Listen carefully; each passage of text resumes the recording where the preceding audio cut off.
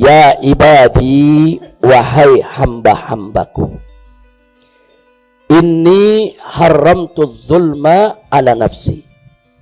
Sesungguhnya aku mengharamkan kezaliman atas zatku, atas diriku. Ya, selanjutnya setelah itu Allah menyatakan wa ja'altuhu muharraman bainakum. Dan aku jadikan kezaliman itu sebagai sesuatu yang diharamkan di tengah-tengah kalian, wahai hambaku. Karenanya kata Allah, fala tazalamu, janganlah kamu saling menzalimi. Hadits qudsi ini sangat menarik. Menariknya adalah yang pertama, sebelum Allah mengharamkan kezaliman itu atas hamba-hambanya, Allah haramkan kezaliman itu sendiri atas zat Allah, ya ikhwan. Artinya di sini Allah telah menyatakan, memberi jaminan kepada kita, tidak sekali-kali Allah itu berbuat zalim kepada hambanya, yang manapun, muslim maupun kafir, ya ikhwan. Jadi Allah tidak akan pernah menzalimi hambanya. Nah, karena itu ditekankan oleh Allah agar hambanya pun jangan sekali-kali saling menzalimi. Karena itu kezaliman ini salah satu dosa besar, saudara, yang sering diberikan balasan oleh Allah spontan di dunia sebelum di akhirat. Nah, jadi banyak dosa kita tahu Allah balas di akhirat, tapi ada dosa-dosa tertentu yang Allah balas di dunia juga, di akhirat juga. Di antaranya seperti apa? Uququl walidain, yaitu durhaka kepada kedua orang tua. Itu balasannya di dunia juga ditampakkan oleh Allah, ya kawan. Termasuk kezaliman. Nah, jadi jangan pernah kita merasa aman dari balasan Allah di dunia, apalagi aman dari balasan Allah di akhirat, kalau kita berbuat zalim. Nah, di dalam surat Al-Baqarah Allah menceritakan tentang kejadian di zaman Bani Israel, di zaman Nabi terdahulu, tatkala terjadi suatu pembunuhan di antara mereka, terjadi suatu kezaliman di antara mereka, kemudian mereka saling tuduh satu sama lainnya, ya ikhwan. Fitnah sana, fitnah sini, ribut, gaduh, saudara. Terjadi keonaran. Tapi akhirnya apa yang terjadi? Allah ungkapkan apa-apa yang mereka sembunyikan. Itulah Allah firmankan dalam surat Al-Baqarah ayat 72. Wallahu subhanahu wa ta'ala qal wa idh qataltum nafsan fadara'tum fiha wallahu mukhrijum ma kuntum taktumun. Jadi Allah ceritakan, tatkala saat kalian itu membunuh satu nyawa, membunuh seseorang, fadaratum fiha, kemudian kalian saling tuduh menuduh di antara kalian, membuat isu, membuat berita-berita hoax, membuat serangkaian fitnah. Nah, apa mereka pikir Allah itu tidur? Allah tidak tahu. Di akhir ayatnya Allah katakan, wallahu mukhrijum ma kuntum taktumun. Dan Allah mengungkapkan, Allah menyingkap, Allah mengeluarkan apa-apa yang kalian sembunyikan. Akhirnya ketahuan, saudara, apa masalahnya dan siapa yang melakukan pembunuhannya. Jadi ini pernah terjadi di zaman Bani Israel, di zaman Nabi Musa alaihissalam. Tapi kenapa ini diceritakan oleh Allah dalam Al-Quran, saudara? Karena peristiwa serupa kelak di masa-masa yang akan datang akan terjadi lagi. Kita kenal dengan istilah dejavu, ya ikhwan. Dejavu itu peristiwa-peristiwa serupa yang bisa terjadi di setiap zaman, ya ikhwan. Nah, termasuk di zaman kita sekarang ini terjadi, saudara. Bagaimana ada orang yang dibunuh, dibantai, setelah dibunuh difitnah, kemudian dibuat gaduh, dibikin rusak itu opini kemana-mana, saudara. Dan ini terjadi, akhirnya orang, saudara, resah. Di mana-mana bingung, bagaimana persoalannya, fitnah sana, fitnah sini, bohong sana, bohong sini, saudara. Nah, tapi kebohongan itu nggak bakal bertahan lama. Kenapa? Allah nggak diam, ya kawan. Kalau ada hamba-hamba yang dizalimi, Allah tidak diam. Nah, akhirnya apa terjadi? Wallahu mukhrijum ma kuntum taktumun. Dan Allah mengeluarkan, Allah menyingkapkan, Allah tunjukkan apa-apa yang kalian sembunyikan. Subhanallah. Satu pembunuhan dilakukan, tidak ada yang tahu. 2 pembunuhan dilakukan terbuka, tapi kemudian korbannya yang difitnah. Terjadi lagi pembunuhan sekian, dipikir Allah tidur.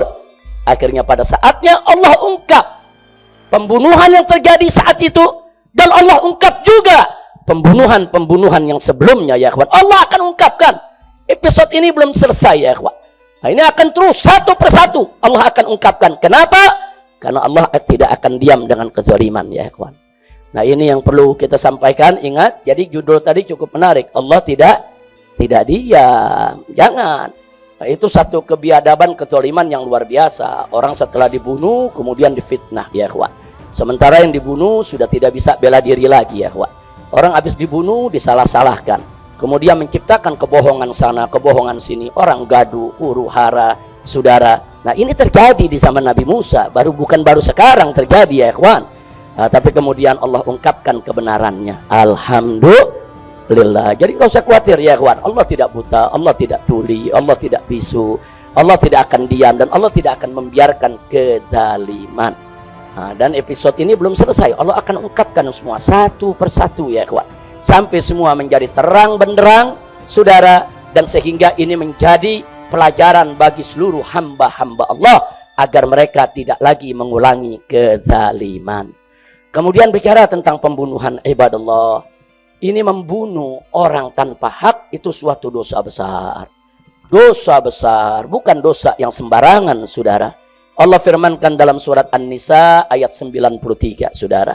Faqala ta'ala fi kitabihil aziz, wa may yaqtul mu'minan muta'ammidan fajaza'uhu jahannamu khalidan fiha wa ghadiballahu alaihi wa la'anahu wa 'adda lahu 'adzaban 'azima. Shadaqallahul azim.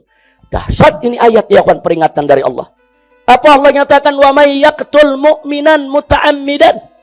Barang siapa yang membunuh seorang mukmin, membunuh orang yang beriman, muta'ammidan, dengan sengaja dia bunuh, saudara, terencana memang dia bunuh, saudara.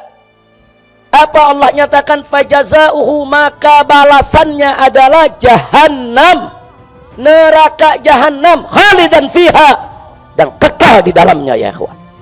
Allah yang nyatakan, Allah akan jebloskan dia ke dalam neraka jahannam. Allah akan siksa dia, saudara. Enggak sampai di situ Allah nyatakan, wa ghadiballahu alaihi, Allah murka kepada dia, saudara.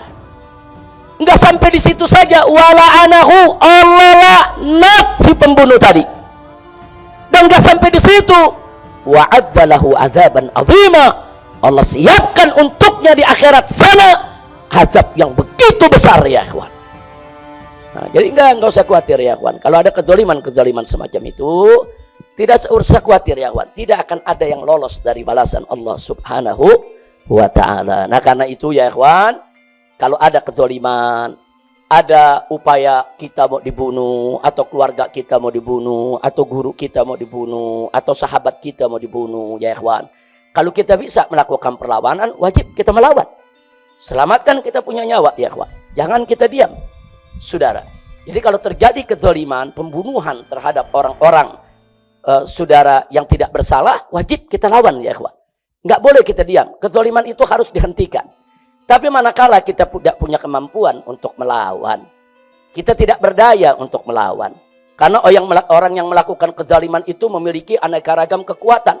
Kekuatan politik, kekuatan kekuasaan, kekuatan hukum, kekuatan duit, kekuatan ekonomi, kekuatan persenjataan. Dia memiliki segala kekuatan sehingga kita tidak berdaya dan nggak mampu untuk melakukan perlawanan. Jangan sedih, jangan.